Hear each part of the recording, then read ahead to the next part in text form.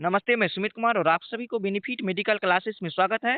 तो हम इस वीडियो में बात करेंगे न्यूट्रिशन के बारे में। न्यूट्रिशन के इस वीडियो में जो है न्यूट्रिशन का इंट्रोडक्शन जान लेंगे और क्लासिफिकेशन ऑफ फूड जान लेंगे। इसका जो है हिंदी प्लस इंग्लिश दोनों में नोट्स प्रोवाइड है इस चैनल पे। आप इस चैनल को जरूर विजिट कीजिए और फुल वीडियो देखिएगा और अच्छा से समझ में आ जाएगा। आपको अगर नोट्स लेना हो आप हमसे इंस्टाग्राम पे संपर्क कर सकते हैं। इंस्टा आईडी है बेनिफिट मेडिकल क्लासेस। तो आगे बढ़ते हैं। आप जिस भी टॉपिक पे मैसेज कीजिएगा, बनाने के लिए उस टॉपिक पे आपको नोट्स वीडियो प्रोवाइड कर देंगे। चलिए तो आगे बढ़ते हैं। अब बात करते हैं इंट्रोडक्शन ऑफ न्यूट्रिशन। मतलब इसका कहने इंट्रोडक्शन में बात करते हैं science of food and its relationship to health called nutrition. इसका कहने का मतलब ये है भोजन का विज्ञान और पोषण नामक स्वास्थ्य से इसका संबंध है। 6 classes of nutrients needs by the human body. Example में है protein, fat, carbohydrate, mineral, vitamin and water. इसका हिंदी ये है मानव शरीर द्वारा आवश्यक पोषक तत्वों की 6 कक्षाएं होती है। इसका जैसे कि प्रोटीन, हिंदी में बात करते हैं प्रोटीन, वसा, कार्बोहाइड्रेट, खनिज, विटामिन और पानी। जो है 6 मोलिकुल आवश्यक है। चलिए आगे बात करते हैं।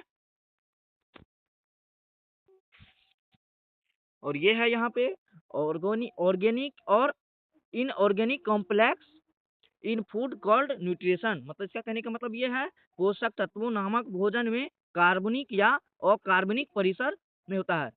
आगे बात करते हैं फूड्स और liquid that supply the body which the chemicals necessary for metabolism. इसका कहने का मतलब ये है खाद्य पदार्थ या तरल पदार्थ जो उपापचय के लिए आवश्यक रसायनों के साथ शरीर की आपूर्ति करते हैं।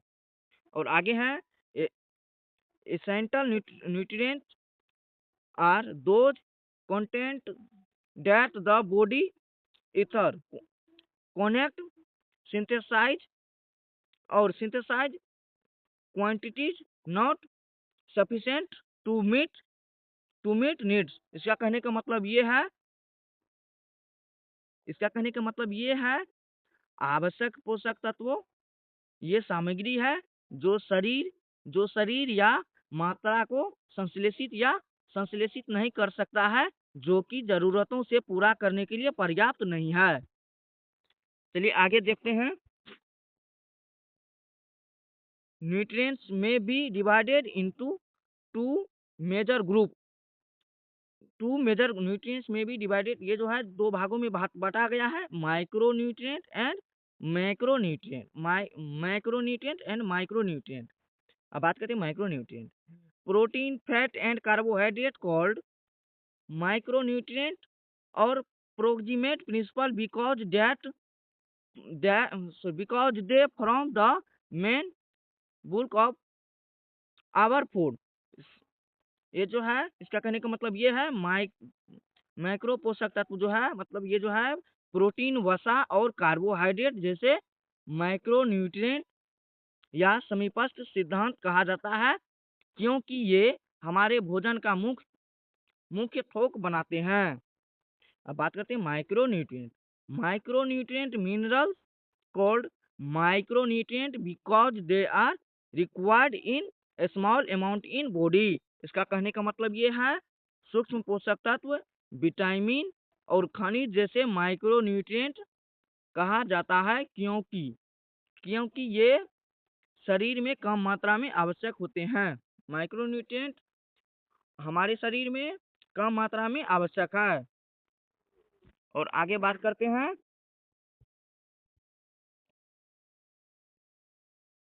क्लासिफिकेशन ऑफ फूड या न्यूट्रिएंट्स। फूड को ही न्यूट्रिएंट्स बोलते हैं। Based on source of origin के सोर्स पे बताते हैं। Food from animal organic like milk, meat, egg, fish, cheese etc. इसका कहने का मतलब ये है पशुओं के भोजन से, जैसे दूध, मांस, अंडा, मछली, पनीर आदि। Food from vegetable origins like origin like canal, pulse, green, leafy vegetable and fruit। इसका कहने का मतलब ये है जो अनाज, दालों, हरी पत्तेदार सब्जियों और फलों की तरह सब्जी की उत्पत्ति होती है based on chemical nutrient nature. इसका कहने का मतलब ये है रासायनिक रासायनिक प्रकृति पर आधारित protein, fat, carbohydrate, vitamin, minerals. Protein इसका हिंदी में भी दर्शाया हुआ है साइड में। चलिए तो आगे बढ़ते हैं। तीसरा है बेस्ड ऑन फंक्शन, यानी इसके कार्य के आधार पर energy giving food such as carbohydrate and fat. इसका कहने का मतलब ये है ऊर्जा देने वाले भोजन जैसे कार्बोहाइड्रेट और वसा। Protective food such as vitamin and minerals. इसका कहने का मतलब ये है विटामिन और खनिज जैसे सूक्ष्म भोजन। और आगे है बॉडी बिल्डिंग रिपेयरिंग। इसका कहने का मतलब ये है बॉडी बिल्डिंग की मरम्मत भी करता है। Thank you for watching. अगर आपको वीडियो अच्छी लगी हो तो प्लीज़ सब्सक्राइब कर दीजिए एंड दोस्तों के पास शेयर कीजिए। अगर आपको नोट्स लेना हो तो आप हमसे इंस्टा आईडी पे संपर्क कर सकते हैं।